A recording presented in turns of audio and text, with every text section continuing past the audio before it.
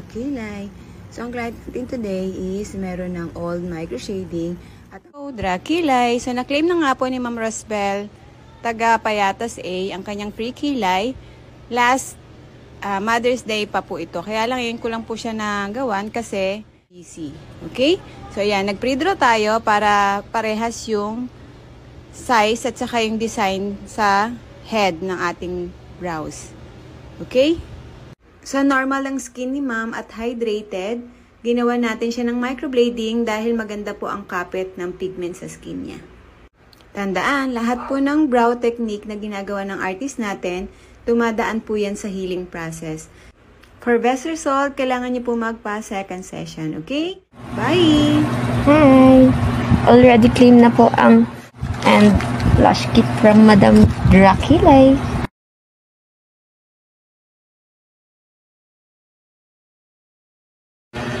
Thank you so much po, Madam Drakilay. Oh, ikaw dali. Hindi.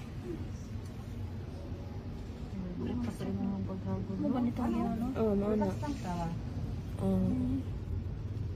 Dali rin mo nakuha dire. Dire nagdisod ka. Hello, Drakilay. So, ang client natin today is meron ng old micro shading at machine hair stroke. So, inaalis ko na lang yung sobrang tail na old, yung parang orange na siya kasi ang ginamit sa kanya is light brown. So, ayan. So, ginamitan natin siya ng skin tone. So, yun lang po. Bye!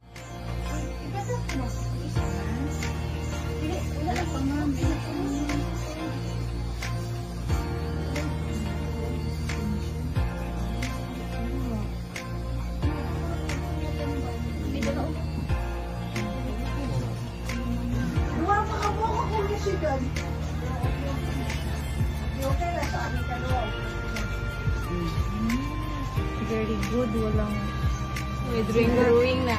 Walang sugat. Karagurot siya kabuhok na rin siya.